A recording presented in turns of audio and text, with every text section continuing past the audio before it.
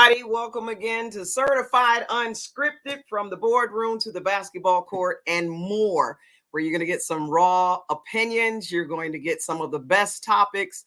And we just kind of kick it right here about women's basketball and all things sport. I'm your host, Vera Jones. We are up to episode 7.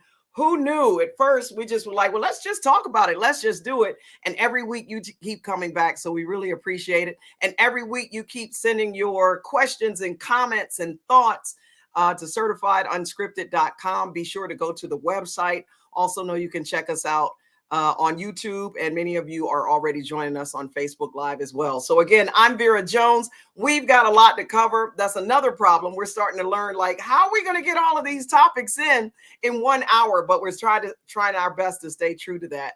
And how we'll do it first is we'll jump right in. So what's on everybody's mind? The Olympics. I have to be honest, I kind of missed the Olympics a little bit because it was my birthday weekend. Yes, so I missed some things, right? But it's none of your business what I was doing. I was having a good time celebrating the big 5-5. That's what I was doing. I know I look like 35, but I was celebrating the 5-5. So we're going to talk about the Olympics a little bit. So let me get you caught up real quick. Team USA is on a 49-game Olympic win streak in women's hoops. They have 8 of a possible 11 all-time gold medals. They are going for their 7th in a row. In 2016 in the Rio Olympics, the USA's margin of victory was 37 points. And I think they won by like 29 against Spain in the gold medal event. So naturally, they're going in as the team favorite. And they had an opportunity to get started last night, or rather this morning, 12:40 a.m. Eastern time, against our very own Ruthie Bolton, who isn't with Team USA, but is actually an assistant coach for the Nigerian national team. Welcome in, Mighty Ruru. What's happening? She's coming into us from Japan. She says she hasn't had any sleep. How are you holding on? I know my eyes are trying to hold my eyes open. This jet lag is kicking my butt, but it's all good. Hey, you know what? It's beautiful here. It's nice. I'm pretty much stationary somewhat, but it's nice. It just feels good. I woke up, well, when I do go to wake up, it's like I'm in Tokyo and I'm at the Olympics. And even though I wasn't at the game last night, I was watching it, supporting them. And it's a long story, but I don't have my credentials yet. Me and 2 other coaches. But you know, it still feels good to be here. Cheer my players on, cheer my the girls on. And they gave USA a little run. I think that, but the depth of USA, being able to go to the bench and still stay strong. But I'm proud of the girls. They played hard and we played to the last second. I want to find out from you whether or not that's a little bit of a conflict, because naturally it's Team USA. You're pulling for them, but you came there with the Nigerian national team. We'll talk about that a little bit as we bring in the GM, Penny Toler. How are you? I am awesome. Looking forward to our show, of course. And Ruthie, dedication, my sister. Dedication to make this show. I can only imagine how tired you are. Yeah. Oh, that is. Yeah. Hey, my name ain't Ruthie. I'm Mighty Ruthie. Okay. Oh, Mighty Ruthie.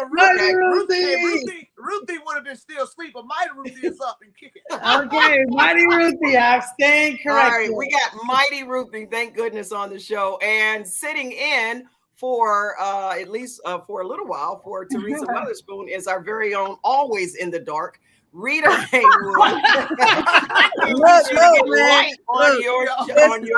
It's all right. We put some light on. I got my flag. Congratulations, Ruthie. And Penny, I got a penny over here for you, just like Ruthie. So okay, awesome.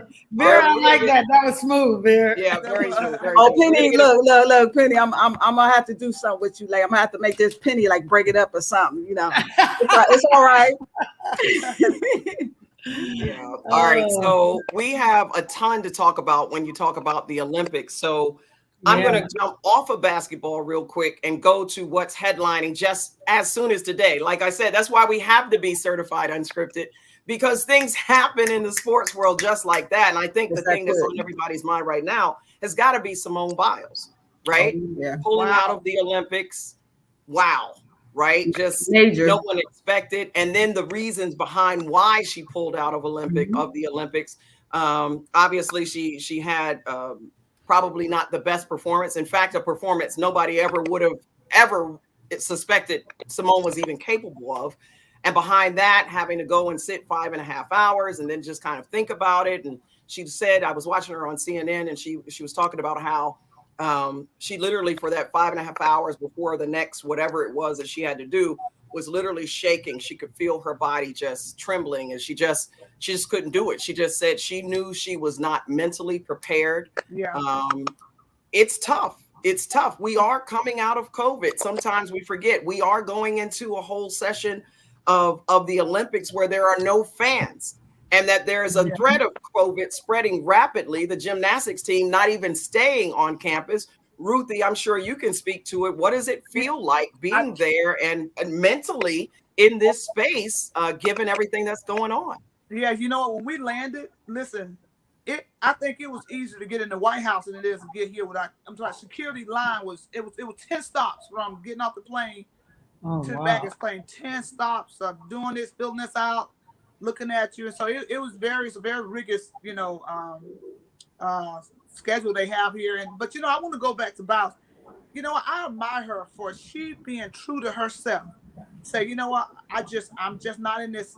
I'm just not ready. I'm just not, for whatever reason, being tired. She just accepted with the athlete that she is. Okay, we see her in the airport. She's obviously just amazing. Everybody got her up here. She's remarkable.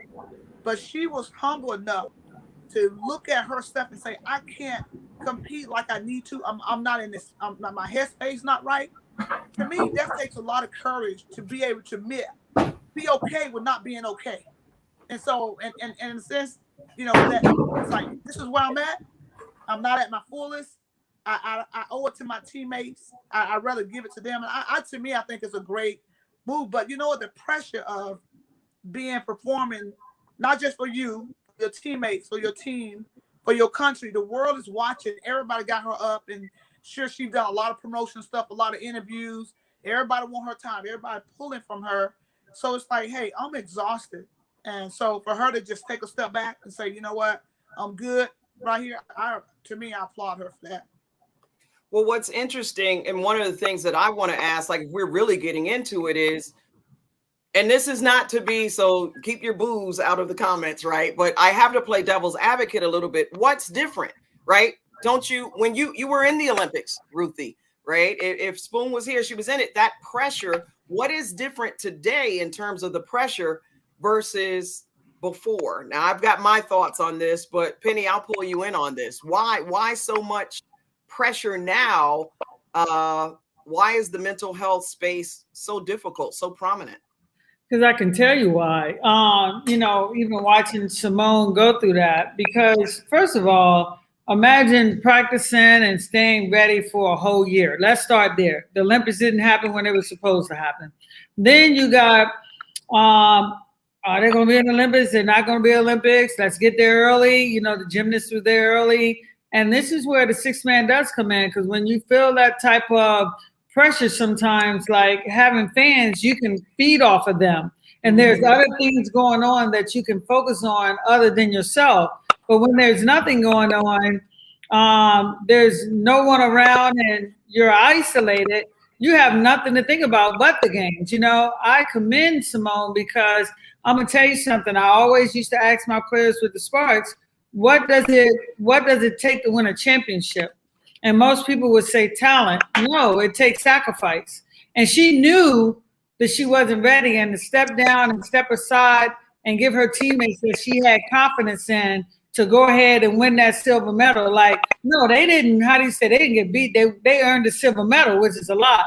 For her to step aside, knowing it was going to be this big, this big to do that, because Simone Biles is stepping down because her mental health. But I think that people forget sometimes, and that's what I say, that athletes are human beings. Right. They're human beings, and we need to start there first. But I tell you what, not to me, most athletes, and anybody out there can say whatever they want to say. I know that's true. I would say 95% of the athletes would have went out there and just gave a disastrous ass performance, period. Just to say, oh, I was just off today. But I say it takes a special athlete to step aside and allow someone else to have an opportunity to bring home the gold. That's called true teamwork. Yeah. That's called sacrificing everything, knowing that you probably got to answer a million questions like she's doing right now. But I do believe that the fans do make a difference. Okay. Because at that time, even when they had the hiccup the day before, when those fans get to cheering and get the roaring for the Los Angeles Sparks, I put a DJ in the arena because the reason I put the DJ in the arena because the team ain't gonna always be good. It's always not gonna be a pretty game, but the atmosphere can be awesome.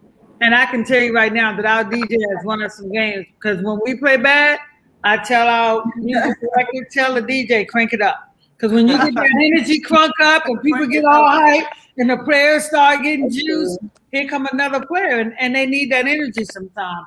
You know, it's unfortunate that, you know, this happened on a grand stage, but it just shows you that, you know, she's human and it can happen to anybody. But I tell you this, anybody wouldn't have done what she did and step aside and still give her team an opportunity to, you know, to win that gold medal. Everybody wouldn't have done that.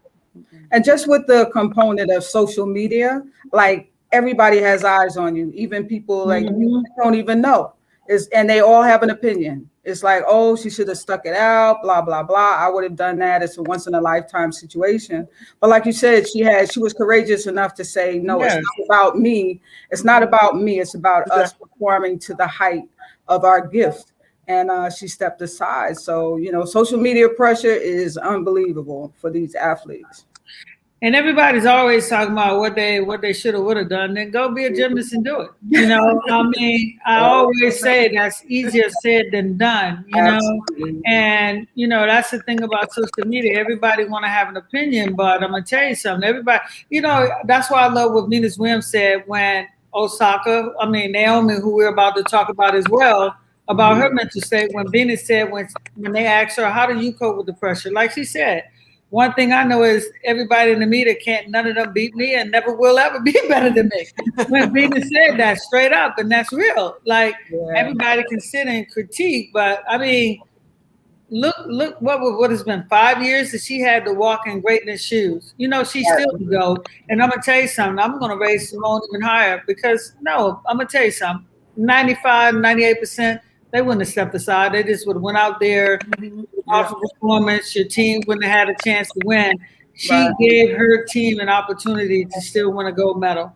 There's a comment here that there's a common thread when you look at Sha'Carri, Naomi, Simone, all of them, this mental health space. And I want to go with Rita because I really believe, for me, I keep saying, but what's different? I mean, we played you know, basketball, we all as athletes understand pressure. We've all in some form or fashion been in very, very high pressure situations. Although for me, obviously, I can't speak about being in the Olympics, but I can only imagine for the amount of trolling that goes on social media for something as simple of, you know, whatever, right? The simple stuff that you get trolled for. Imagine, you know, failing or not be the big expectation of we're supposed to win gold, and then suddenly you don't, or you have a messed up performance, and then all of that backlash. We didn't have social media. We were lucky. I know I was lucky if grandma and mom and dad or somebody, cousin Luke, somebody was in the stands. But you know what? That whole nation in social media, so that pressure is different now. And that's the difference, is that you had your family and friends. So even if you screwed up royally, you knew they had your back, and they'd be like, girl, don't worry about it, just you got them the next game, so on and so forth. But now when you have millions of people, like you said, trolling you and just critiquing on you, there's no way you don't look at it and say, Dad, why are they saying this about me? Or it doesn't fit to your spirit. It has to in some shape, form, or fashion, unless you just isolate yourself, take yourself off of IG, take yourself off of Facebook, and don't look at the newspapers. Just don't look at anything on the computer, papers. Just focus on what you're there to do. But see, that's the flip side too, that I say it's probably what's driving a lot of athletes crazy, because they are isolated. And like what Ruthie said, coming off the plane, you got a better chance to get in the White House than to get into the Olympic Village. Being alone and not having anything but probably your four walls to deal with, I'm sure that's a different type of pressure. And then people got to realize, and this is why I love sports. This is why I love sports right here. You can't calculate everything.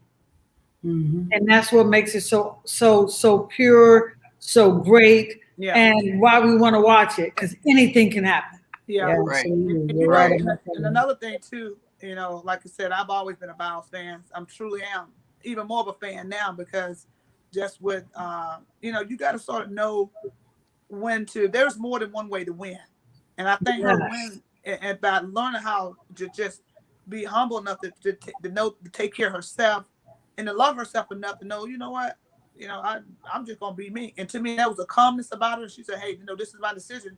And so I think that's really great. And I will hope that some athletes, and it wasn't she's competitive, she's fearless. Not that, oh my God, what if I come up short? It wasn't, to me, it wasn't anything about, am I good enough?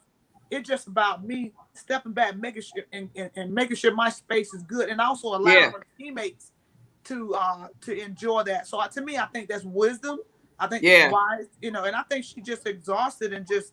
So to me, I commend her for it. And to me, that she's a lot of courage. She's not gonna sweep a bit beat. I'm like, she just gonna, everybody going. To me, she's America's darling. So it was selfless, very selfless. And as we start talking about this pressure thing, does it apply to the men?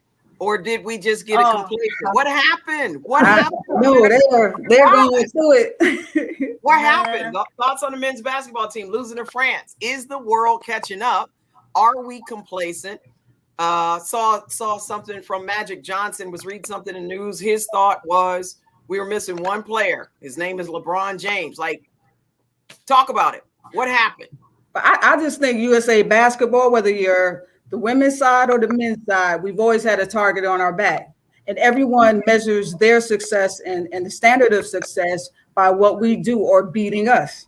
Yeah. So if they get a win over us, that's really their Olympic gold medal, whether they win one or they don't. Yeah. So we've always set the standard in terms of sports, no matter what part of sports we're talking about.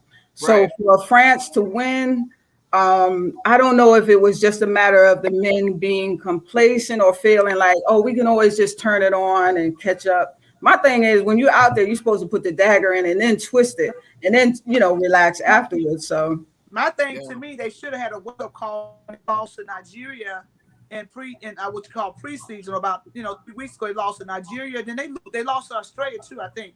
So it seems like, hey, hello, wake up. We're in Tokyo. We're at the Olympics. We're not at the Summer League. This is the Olympic. This is the biggest stage in basketball. So to me, hey, you represent your country, so there needs to be some sense of urgency. Hey, if NBA, if you're not going to come in with some sense of urgency and play with some pride, hey, let's get some college players that are hungry and desire and want it. So to me, I think it's a little bit of being complacent.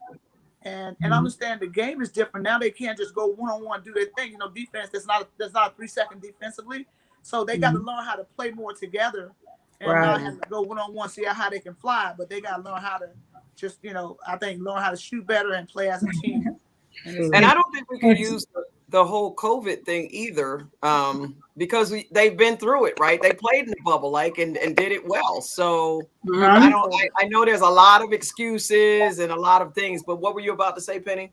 I do think that, everybody comments are valid, but I do believe that obviously nobody wants to lose, but I do believe that I'm going to tell you right now, if you think this is why I say Phil Jackson should have been coach of the year a lot more times than what he is. It's hard to coach a lot of talent in a short period of time. Yeah, it's the same thing I say about the women's team. Yep. I look for the women's team, how everybody's like, Nigeria played them tough. I look for the women's team and the men's team, I hope. As every day go by, they're going to get better and better and better and better. Now, I do agree with Ruthie that there should have been a wake-up call when the men lost. But I still believe that people forget that these other countries that we all know that our team come together and they got a week or 2 weeks to figure this out and go win a medal. That's what makes it extraordinary when the Olympics, when the American basketball teams do it. These other countries, they've been practicing for 2 years with the same people. Yep. And it's something if I had a chance to practice with somebody and get my timing down and get my system down, we're going to be, when we get to the Olympics, we're going to be more of a team. And it's unfortunate that the men's team is going through trying to gel more of a team right away. So you're going to have some hiccups. You're going to have some missed calls. And unfortunately, they got beat. But I'm gonna tell you something. I like to believe, and being an American, that we're, like I say, it ain't how you start, it's how you finish. How you finish. There you go. When to go. And I can definitely say about the women are going to get better each game they go on. About the time they face that last opponent, I can guarantee that there's going to be a difference of 20 points because they're going to be done played together. They're going to be done figured it out, and it's going to be awesome to watch. You know what I'm saying? So my thing is, they got that one loss, but I look for our boys to bounce back. And I look for our women's to go through there. Hey, we're going to put the pressure on you. I look for you guys. No pressure. For us, represent for us. You know, I take my hat off to Jackie Young, Kelsey Plum, and Stephanie Dawson, because Jackie Young just came in at the last minute because Kaylu Sampson, as we know, had to stay home because of COVID. And I watched them, and check this out. I was watching them in the bed, and when I thought Japan was going to beat them, my mother going, no. I had to really, but then Japan turns around and get eliminated this morning by France. I know that was crazy. But yet, our 3-on-3, look at it. They just got together with a 3-on-3 played a couple more times, but then here comes Jackie Young, another opponent that never played before. But I'm telling you, we're going to get better and better and better and better. And guess what? I don't care if you got one loss, but let's get up on that podium and hear our anthem play. You know what I'm saying? So that 3-on-3, with it being brand new this year, naturally anything, there's a novelty effect. Everybody's interested in watching. There's all kinds of comments, whether it's a good thing, it's a bad thing. Should it be make it, take it? Do you think the little bit I caught, because it's not, right? It's literally, just like regular. I like it the way it is. You like it the way it is? I like it the way it is. And one more thing I want to say on the men that I forgot to say was, I think the people are also forgetting a lot of these men that are playing on these teams, they're actually playing in the NBA. Mm-hmm. So the men's league is definitely caught up. These are not, average players that ain't never seen America. These are players that they see each other all the time. Yeah. And when they go back to their own team, they're the stars and they got the green light. You know what I'm saying? So they're accustomed to the American way. I think the men's basketball has caught up, you know what I'm saying, in terms of ability and playing like a team. But I actually like it because it puts a little more pressure on where you got to play some defense. Make it take it to Americans to blow everybody out. So I actually like that bit of, that little bit of nervousness that I got to stop you, Yeah. So I like it. Nice. All right, so we've been talking a lot about the Olympics. I had a couple of other Olympic notes for those of people that are tuning in that want to make sure that you catch it, and you don't sleep, because I got old lady hours. 9 p.m. This show is done. I'm like, hurry up, y'all, hurry up. Right? You're crazy, girl. You said old lady hours. I'm not gonna lie. All my friends like, you get in bed at 9 o'clock. What? So 12:40 a.m. this morning was the last game. 12:40 a.m. on Friday is the USA women's national team's next game against Japan. So Friday morning, 12:30 a.m. Eastern time. And then we play France 12:40 a.m. Eastern time on Monday, August 2nd. Quarterfinals will take place August 3rd and 4th. Semis August 6th. And hopefully we'll all be watching at a time that is a little more conducive for me. On August 7th at 10:30 p.m. Eastern time. Isn't it strange, though, that the Americans are always facing Tokyo and everything? Sort of like the softball. I don't never watch softball, but I watched it in the Olympics, Yeah. And Tokyo, unfortunately beat our women, 2-0, But look at our soccer team now bounce back. I'm telling you guys, in the end, we're going to finish with the most medals and we're going to finish with the most gold medals. Definitely. Quick thought before we jump into the break. I know we're really jumping over, but we mentioned about COVID a little earlier and how that has had its effect. Something else that happened in the news, obviously, NFL is going to fine unvaccinated players if COVID-19 protocol is violated. Any thoughts on that? And any thoughts of whether or not that will skip over into the NBA as well as the WNBA? If indeed this pandemic keeps going.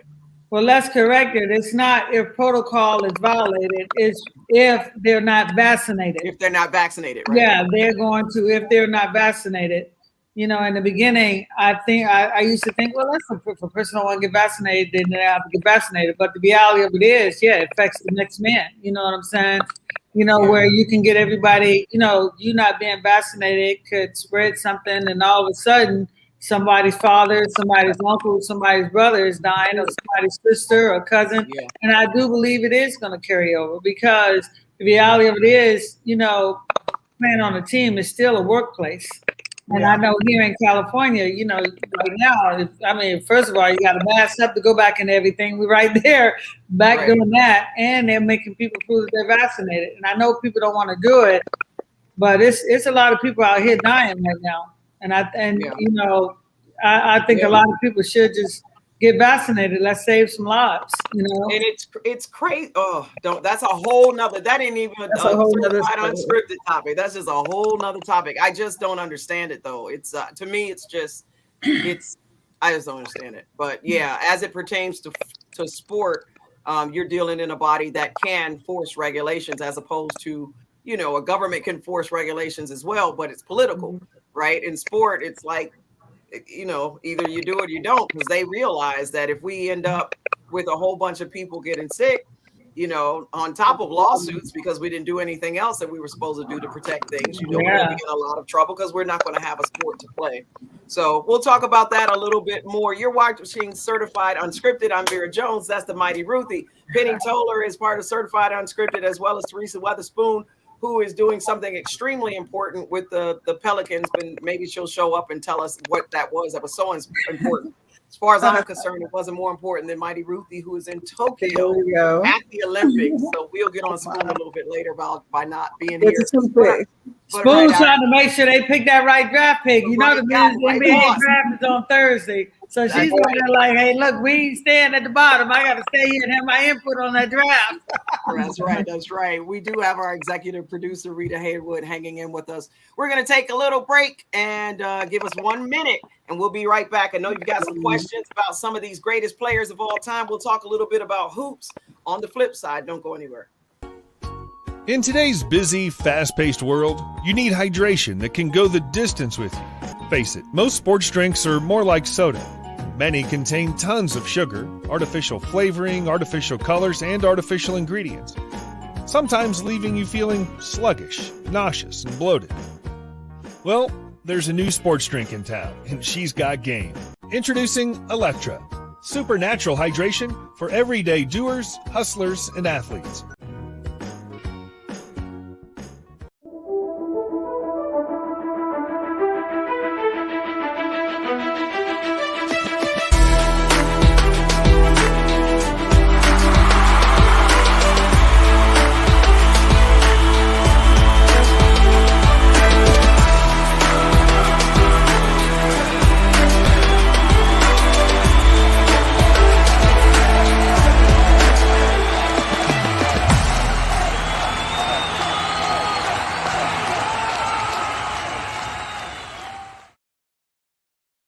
All right, welcome back. Again, I'm Vera Jones, and if you're joining us on Facebook Live or YouTube Live, keep doing it, and grab a couple of friends. Every Tuesday night, we're here at 7:30 p.m.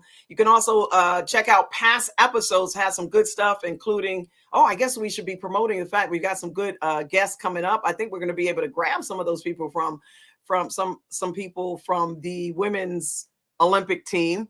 Looking forward to that, and probably going to have a lot of other special guests coming up. But we have already started with Cynthia Cooper, so go back and check that out on CertifiedUnscripted.com, or you can go back to YouTube and check it out there on our Certified Unscripted page. And again, we're welcoming the mighty Ruthie Bolton, Olympian, the GM from the LA Sparks, Penny Toler, and our GM, so to speak, Rita Haywood, our executive producer, sitting in for Teresa Weatherspoon as well. And a bunch of questions coming up. Now, we always get into basketball because that's kind of why we're here, right? We're the legends. You all as legends in basketball have a lot to talk about. So there's a whole bunch of stuff going on in hoops. Some of the questions are, since we brought up Cynthia Cooper, I got a deep question. I always wonder. Okay, question. I always wondered, had Cheryl Swoops, if she wasn't pregnant the first WNBA season, is Cynthia Cooper the outright star of the comments? Love Coop, but always wonder what if Swoops was pregnant. I don't know, something like that. Thoughts? It's kind of jarbled. Well, it's kind of a mute thought. And the reason I say it's a mute thought because they were known as the big three: Cynthia, Tina, and Swoops. Yeah. Right. You know, so it didn't matter if Cheryl came back after she was pregnant. She was going to be a star anyway. They all were stars. And I think that's what people have to realize, that you need more. If you look at any of these championships, anybody that won a championship, including the Sparks. Yeah, Lisa name was there, but you don't win without Delisha Milton-Jones. You don't win without Mwati Mapika. You don't win without Dixon. When we won in 16, Candace don't win without Mecca. Don't win without Elena Beard. Don't win without Chrissy Tolliver and Chelsea Gray. That's why I say it doesn't matter.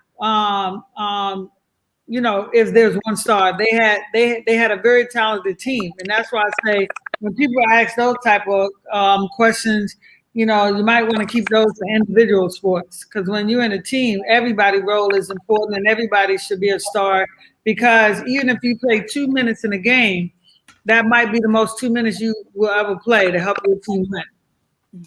Question. Since you're talking about individuals, here's a question about statues. Should Lisa Leslie and Candace Parker get one outside the Staples Center, Penny? Well, I most definitely believe that Lisa Leslie should get one. You know, and I say that because Lisa is the GOAT, you know. Having been played and managed and managed them both, Lisa definitely deserves a statue outside. And I'm going to tell you why. Because the thing that I can always say about Lisa is this right here. And it's the stuff that Kobe's made of. It's the stuff LeBron made of. It's the stuff that Magic was made of. Any of those all-stars. Lisa ran a race from the front. She never coached. She never was known as being lazy or didn't want to work. If Lisa's game was off offensively, she would come to her team and huddle us all up and say, hey, look, I know I ain't doing crap offensively, but I'm about to block everybody's shot and I'm going to grab everybody's rebound. And she made everybody better. And I'm going to tell you right now, you will not find a harder worker than Lisa. And that's what I say. It's hard for an athlete to run a race in the front. Lisa ran her race in the front, and I admire that and I have respect. And I definitely believe that Lisa should have a statue out in front of Staples. Thoughts, Mike? And that's why Johnny Buss, not the last thing, that's why Johnny Buss, before he went out, who I just left, matter of fact, Johnny, that's my boy. You know, for all y'all out there, y'all gonna be mad at me, but he's the coolest white boy I ever met. You know, that's why he made it a point before the Lakers sold, you know, the Lakers on the Spark, that court will always be known as the Lisa Leslie court, period. Okay. Ruthie, question more on players. What are your memories of playing with Katrina McClain, Teresa Edwards, Dawn, and Lisa? Let's go back to that 1992 Olympics, if you will. Man, you know, listen, I felt like we were in battle, and to me, it was nobody, no teams could. We were confident. We worked out, but I felt so comfortable, so confident that I played with a player like Dawn that was just an amazing playmaker.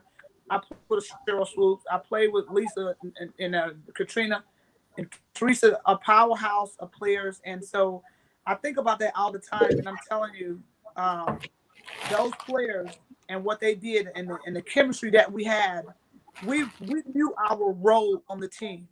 We knew our role. And so to me, that experience and playing with them, and I always reference Lisa and you know, about one of the best post players to play the game. You know, always going to be big in her presence. She's always got a presence. Even the games that maybe she didn't play so well, she was a presence. She, to me, was a true MVP. And a lot of people say, oh, Lisa's so mean. You know, that's what people, I said, you know what? She plays because she's trying to win. She's the nicest person. I said, I'm glad I don't play her position. But I said, she was out there to win, and she just played with heart. I said, to me, that's the ultimate teammate. And so, yeah, I think she deserves a statue and some, you know, because she just what she's done, what she's given to the game, and how she's, you know, and like I said, it was nothing easy. Lisa had a lot of pressure on her because she was tall to be all this and be all that, but she worked her butt off to where she became that player. Like, hey, you know what? If this is what it's got to take for me to do it, then I'm gonna do it. So to me, the sacrifice she made to be one of the world's best center in the game. Absolutely. And like I say, in her 40s, and I'm on the record, and you know, we'll never know, but the Sparks probably would have won a couple more championships with Lisa on the team, even in her 40s. And I can say that because, I know what it is, Yeah, I agree. There's one for you, Rita. You ain't getting off. Somebody's What's up? either mic is popping. If you're typing, I don't know what it is, but somebody's mic is causing some static or something. It just is happening. I don't know. I don't ghost in the room. But Rita, talk a little bit about your roles, what they have been helping to build players in the league and the community. So you've been involved in quite a few things behind the scenes. People don't really even know who you are. You're a legend in your own right. You have been, I remember back in the day when you were starting Women with a Future.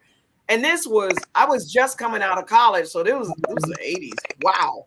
Right. And you were doing all kinds of stuff in New York City. I remember all the games and things that used to happen down on West 4th Street. West 4th, Harlem, everywhere. Yeah, in Harlem and just so talk a little. Nobody knows who you are. Well, They don't know who I am. Well, nobody. There's some people on here that might There's not. some people that know. Bit about some of that background. I think that my position has always been to be a visionary, to look further ahead than where we are standing now.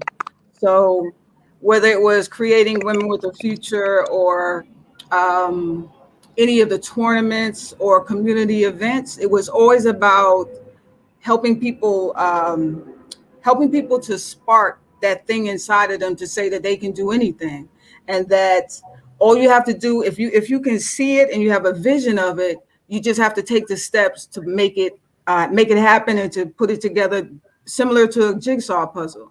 So you know what? I want a tournament. I have to find a place. I have to find my shirt person. I have to find my refs. I have to, so it's baby steps that lead to big things. And my thing with starting Women with a Future and the Elegant Ladies Classic was that I took the top players in the country at that time when nobody was thinking about an all-star game. I got Madison Square Garden to actually film the show, the All-Star Game, put it on so that it ran and people all over the country could actually watch it.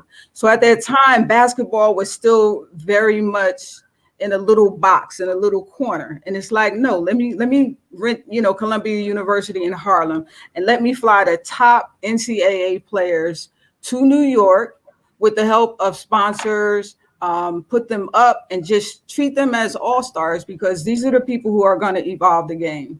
And if we don't honor them and let them play their part, then we're not going to evolve. So that's how I met Ruthie. That's how I met Andrea Stinson. That's how I met Shelly Pennyfather. How I met any and every athlete who was a top player back in the day. I had a relationship with them to say, come to New York, we're going to fly you in and we're going to put on a show so people see that women's basketball is real. So Rhonda Wyndham's, Lynette Woodard, Nancy Lieberman, everybody came. So it was good stuff. It was good stuff. In a lot of ways, Beth Mowens and I got to start with Women with a Future. I never forget, because we were at Syracuse University. We had both just finished, I think, our master's program in communications. And I was like, Beth, there's this thing, we can go and we could be like broadcasters or whatever. And, they asking us to come. So I'll never forget that. Even back then, I saw your talent. I knew she was talented. And the crazy thing is that she's super talented, but she never got that next pass. She had to work a little harder to get into a position where she could really show her talent. So I'm like, look, she's a Black woman. It's my job to uplift and bring people up to the next level and expose people to things that maybe they don't even know about. So it became a great event. We had some local people. We had Faith Coulter. We had Vita Williams. We had some phenomenal games, and all players from all over the country, top NCAA players. So then the NCAA went and copied my vision. So right, okay, they have more money. They have way more. They have more money, more power. Even with the WNBA game, the WNBA All-Star, I had sent Carol Kalin a letter about why not have a game regarding the Olympic players who made the team and the players who didn't make it, because I knew they'd be on fire. Like, I deserve to be on that team and I didn't make it. And I sent it to her. So, 20 years later, 30 years later, here it is, just in a different version. All right, let's go here. Top 5 WNBA point guards in the league's history. Go, Penny. Yeah, Penny. Okay. I and love then- putting you on the hot seat. I Love know, I did. So okay. So I would say all time, obviously Sue Bird. You know what I'm saying? Sue Bird would be one. I'm gonna tell you right now, a lot of people now here and then people gonna be like, oh, what's she? I'm gonna tell you something. Nobody had eyes like Nikki Teasley either. Oh, I love Nikki Nikki Teasley. Teasley was legit. You know, Nikki Teasley, you already know, I would say my girl Gray, Chelsea Gray. I love me some Chelsea You Gray. really love Chelsea especially Gray. since she just bought me dinner 3 weeks ago. Oh, well, I'm you gotta definitely love gonna anybody say, that gives you food. Yeah, I'm definitely gonna say Chelsea Gray. I love her. I believe that I love Vandersloot. I think Vandersloot is amazing, a real good leader, but she's not in my all-star. So, like, if I only get 5, I'm gonna tell you right now who 5 are gonna be: Sue Bird, Teresa Weatherspoon, Tisha Pinachero, Nikki Teasley, and I'm trying to think, is there anybody I'm forgetting about? You know, Diana could go 1 or 2 because I love when the ball's in Diana's hand as well, but we'll leave her at the 2 guard, I guess. And yeah, I'm gonna go my girl Chelsea Gray. There go my 5 right there. All right, so I'll take any of those point guards to start a team. Yeah, you that's a went good old one. school. You got a nice little mix, old school, new Old school. school, new school. Yeah. Now you got a take on this, Rita? I don't. Well, you know, I got to put Teaspoon in there. All right. Yeah, absolutely. I look at them as a picks, as someone who, like I said, helped evolve the game, had excitement, just brung it every night. So Tisha Pinachero, I think. Dawn Staley. I was like saying, Oh nobody's going yeah, I with forgot Dawn. Dawn got to go in there. You knew it already. Dawn definitely got to go in there. Are you kicking Chelsea out for Dawn though? Oh Yeah. no, Chelsea just bought me dinner. I told you. I know. That's right. So Nikki Teasley gone. Nikki Teasley Okay, gone. Nikki's gone because she ain't bought nobody dinner. Right. All right. She sure ain't, especially since she dropped that 3-pointer to help the Sparks win their second championship. You know, like I be forgetting about Dawn. Such good friends. Look at you. Got to go in there. You threw on the back burner. Right. Yeah, we'll pull out when we need it. So. Yeah, there you go. You know, I like Elena Beard, believe it or not. It's something about her, but I'm not putting her in that category. But I can't think of my last 2. I really can't. I'm kind of stuck. I'm just kind of stuck on. Which is awesome, Tisha, because Tisha was legit, man. Well, Chelsea, absolutely. I love Chelsea. And Tarasi. Okay. All right. Hey, the question was, I know you had to pop out for a second, Mighty Ruru, but the question was, can you name your top 5 WNBA point guards in league history? Oh shoot. Yeah, because I hot seat, boy. Them who's the best? That's a hard question. Wow. But you gotta do it because you're the expert. Let's go. Right. Let's go. Bring it. Knock it out. When you said point guards, I'm gonna shift and say playmakers. One of the reasons why I think Dawn steps in there because she wasn't a high school guard. She didn't do a whole lot of fancy stuff, but Dawn was a playmaker. She was a floor general. And to me, if I'm on the court going to battle and I'm trying to beat the Brazilians, I'm trying to beat the Australian, I want Dawn as my playmaker because she make plays and she has that IQ. So definitely her there. Weatherspoon because of her zest and tenacity. I'm like, it's something that you don't see on the stat sheet. It's something that is to me definitely her. And I'm gonna put Tisha. I played with Tisha. I think Tisha brings something, broken records on how she distributed the ball. And so eyes behind the head. Yeah. Showtime, she was a great entertainer, for the game. That's needed, obviously, in the game. Let's see. There was a girl, I don't know if she was a guard though, point guard, but a player that a little Pee-wee. I think Pee-wee was. Oh, right. You're right. Pee-wee was no joke. I don't know. It's something about her with she had this tenacity and this like, she that's a name from the past. Oh yeah. I'm gonna have to trade one of mine for Pee-wee. Yeah. Well, I'm gonna keep mine. Now I'm gonna trade one. I gotta put Pee-wee in there. She was dope. She was a great teammate. She was a great teammate. I think it's a point, like she just made this zest. She makes the game beautiful because not only can she play, like she can score 31 night, but she also that player that you could go to battle with. And I think you talk about players that you know you can count on, players you know you can trust in your foxhole. That's a military term. Can I trust in my foxhole? So I would definitely have her. Oh man, I need one more. I think some of the other ones I'm thinking about are 2 guards. So since Super. Okay, that was obvious. I forgot. Yeah. She's obvious. I don't think Teresa over 2. Teresa over 2-3. I don't consider her. See, that's what I said. She's more of a 2. That's why I put Teresa. Yeah, I see Teresa as a 2 too. Yeah. Mm-hmm. So should Sue Bird get a monument? Should she get a statue? I'm gonna put. No. I'm gonna put Sue. No, she don't get one. Sue Bird. Nah, She didn't make it. No, I said should Sue Bird get it? We were talking statue before you came on. Who gets a statue? And I'm saying Sue Bird she get a statue in my book. 40 years old, still hooping, still at the Olympics, still winning. Sue is legit. Legit. I think a lot of people. I like Sue, and if Seattle is going to do a statue for anybody, I believe that Sue should get one. And the thing that I always loved about Sue is she carried herself with dignity, grace, and was an awesome teammate. And Sue is the perfect example that shows you, like, you won't see her on, and she might be on there now, but you know what I'm saying, TikTok, bragging and none of that.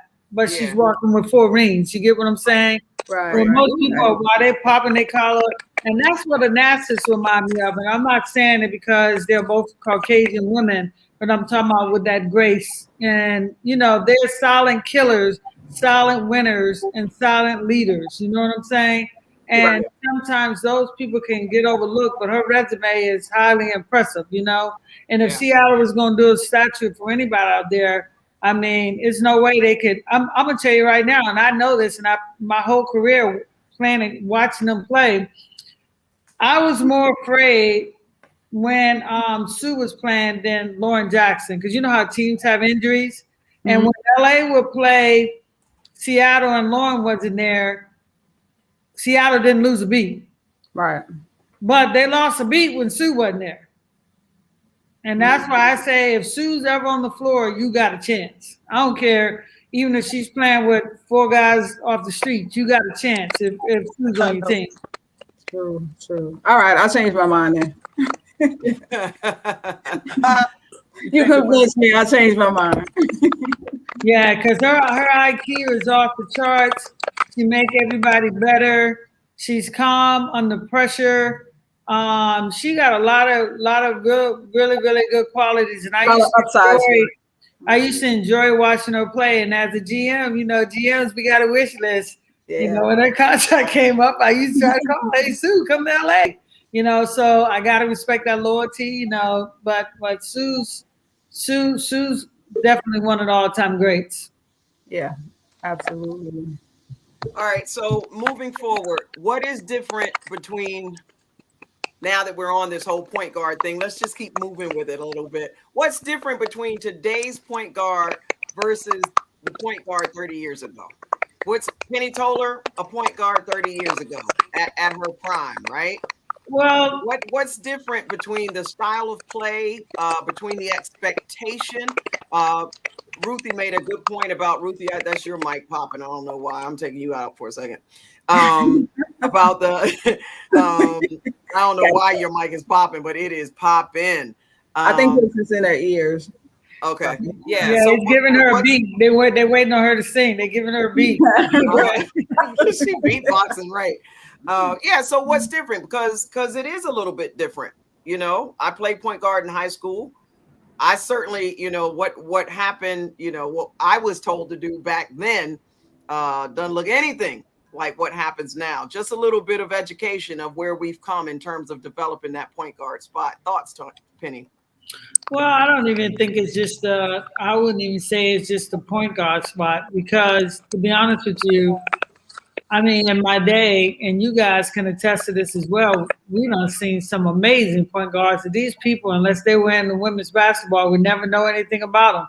I mean, look at the tenacity that Kim Mulkey played with. If anybody's seen her in her prime and when she was playing, that's why it's awesome to see her on the sideline, because she has that that same tenacity. You know what I'm saying? Mhm. For me, I just believe like everything else, is evolution. What comes after you will be better. That's why you have a 2016 model car and you got a 2017, you got 2018. Right. And then the luxury of what's happening right now that the young girls have is, when we were growing up, we might have saw each other once or twice at a camp. But now that these cats are growing up, they can see what it is and emulate it and make it better and physically better. You know what I'm saying? I always say there's two things in sports that's always going to happen. Anybody know what those two things are? Imitation, highest form of flattery. Anybody else want to take a guess?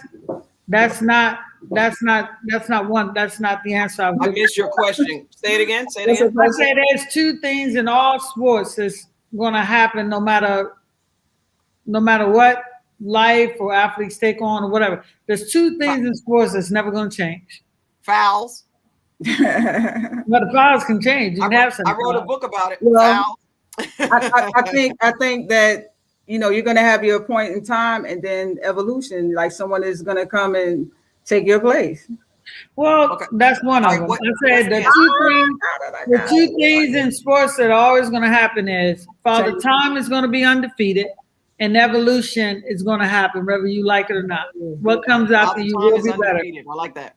And it doesn't matter what the sport is. It doesn't matter male or female. What comes after you will be better. They said there'll never be another Dr. J, and here comes Mr. Jordan. There'll never be another Jordan, here comes Kobe. Never be another Kobe. Here's Durant. Run them all down. LeBron, all of them. You know what I'm saying? Right. Yeah, but it's more than two, though, Penny, because Carrie Nielsen said someone wins and someone loses. That's never going to change. Yeah, but I add that to it. That's three things. I agree with you there. Someone wins and someone loses. Thank you, Carrie Nielsen. I got to add that to it. There's three things in sports. Yeah, you're right. On certified unscripted. So, but check this out. Back in the day, the game is easier now. Well, you know what? Back in the day, going back to the point guard, what you were talking about, you had Pearl Mason. I don't know if y'all remember Pearl Mason, who really set the tone back in the day. You had Nancy Lieberman, who was playing a point guard back in the day. Jung Lee, who a lot of people would never seen play. They played with Lisa. Right. And they were phenomenal. Whatever. She's the only point guard I've ever played against. You know how they teach you to never leave your feet? Yeah. That can leave your feet, maneuver around you, and then drop that dime on you at the same time. Right. Yeah. So there were some great point guards back in the day, and I think it is a matter of people taking, just like they take from the guys, that we've taken from the women as well, to really be a better imitation of life, right? Right. I got a question for everybody, and I know we're getting questions in. And I know my answer to this, and I was just thinking about it watching them. You think it's K. Sarah after this year for Diana Taurasi and Sue Bird? You think this is it? Yep. I think they wanted to go out doing something. They wanted to leave history, and they wanted to go out getting that 5 that no one has done, men's side, women's side, and that's going to be their legacy.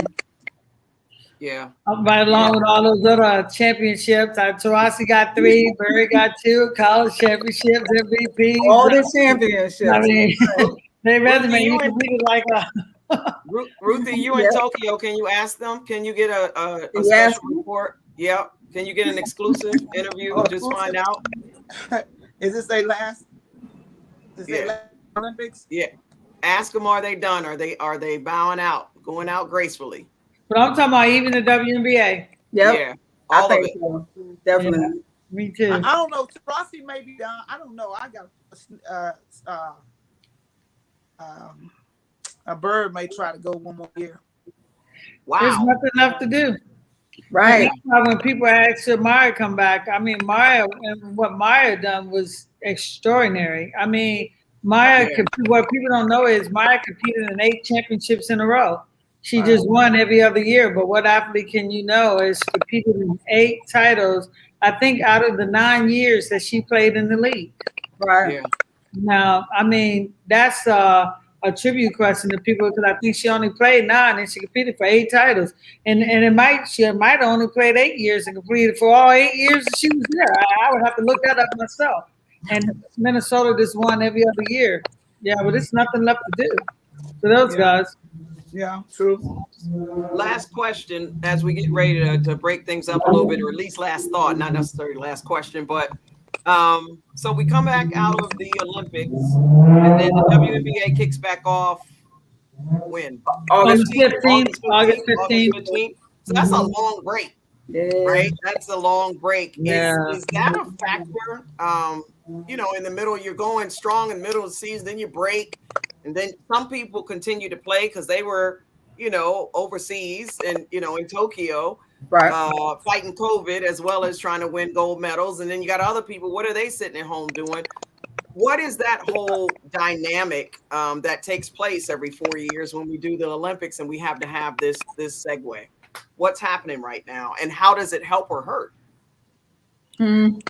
Well, I think it helped the teams that had injuries. You know, for one, I mean, look at Indiana had just won their last 2 games. Hopefully they can keep their win streak and, you know, they got the momentum. Hopefully it won't throw them back to the bottom. But I tell you what, it helps if you had injuries. If I'm playing Seattle and Vegas, if I was a coach, I'm going to run like I've never run before when I played them and hope that I can, because they got the majority of the players there in the Olympics, you know, to try to wear them down. But to be honest with you, the big teams, they got to come back a-blazing because as you see for the 4 top teams, which I believe is Seattle, Las Vegas, Connecticut, and then Minnesota, with Chicago not that far behind, 1 or 2 games separates them from having home court advantage. So that's why I like, a lot of people don't like the WNBA playoff system, but I love the WNBA playoff system because now everybody got to play to the end versus I got a better record and let me sit back. So now people are playing for the bye, you know, and if you can get that number 1 and that number 2 spot, you got to buy for 2 games, you know. So I think they got to come out blazing. I think it is going to affect some teams because to have that long of a layoff and then to try to get back up, it's going to be hard. But for the players that play in the Olympics, like I thought about this, I think for Jackie and Kelsey, have you watched them 3-on-3? I think that camaraderie that they got is really going to mesh very, very well when they get back to Vegas. And Kelsey Plum was already having an amazing year. She done hit some big shots to help America stay, you know, lose only 1 game in the 3-on-3. Her confidence is going to be so high that, you know, Vegas is going to be a force to reckon with down the stretch. So it's going to help some people and hurt some people. Yeah, good thoughts. Ruthie, oops, I mic'd you. I mean, I killed your mic. Sorry about that. Any further thoughts on that? I can't unmute you. I killed her mic, and there you go. Oh, there she go. You know what? But a lot of teams are training right now. When that break, I know that Indiana was talking about that they were going to train. That's going to be like a second mini camp. And so these players are professional. So if you got, you know, if your game is broken, you want to get ahead, it would behoove you to be training and be trying to get better. So the second half of the season, you might be the one that you might be that. You might be that X factor. So hopefully they're training and working on their game, and you know, so they can get better and be ready. Yeah, absolutely. I don't know. I just think that long break, it could be anybody's game at the end. You know, it becomes very, very unpredictable in terms of who got the best rest. You know, who has healed, who lost momentum, etc. So it'll be very interesting to watch. And of course, we'll be right on it because we're certified unscripted. Thank you. I want to say this, and I love my Dallas. Dallas about to play the spoilers.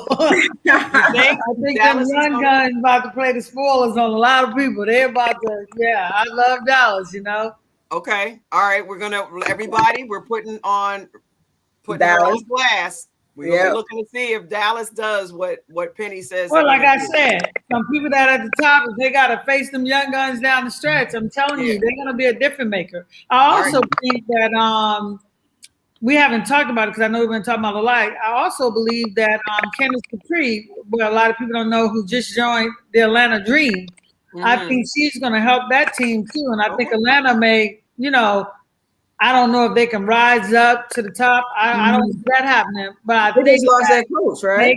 They're gonna probably upset some people that can affect that top level standing.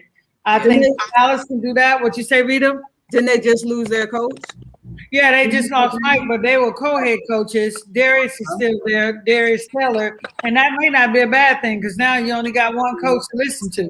Right. You know, Darius, I know he coached Candace Dupree before when she was at Temple, and he was an assistant coach when Dawn was there, so he's familiar with her game. But I do believe that Atlanta needed that locker room presence of a leader, and they probably would have had that Kennedy Carter situation.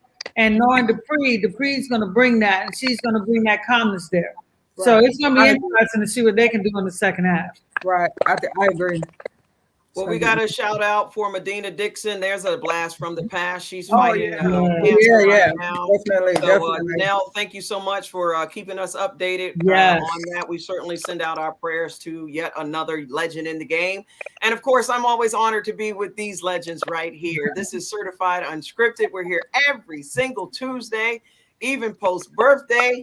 I made it. I'm doing it. It's almost 9 o'clock. Happy birthday to you. There you go. Happy birthday to you.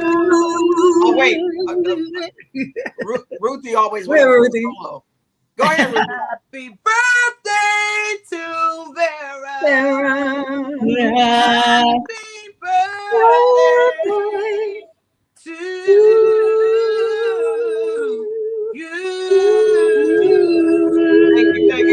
Thank you. For our next act. And you are officially certified 55. And you know what? Yeah, certified 55. Well, I'm certified 55 for real, but okay.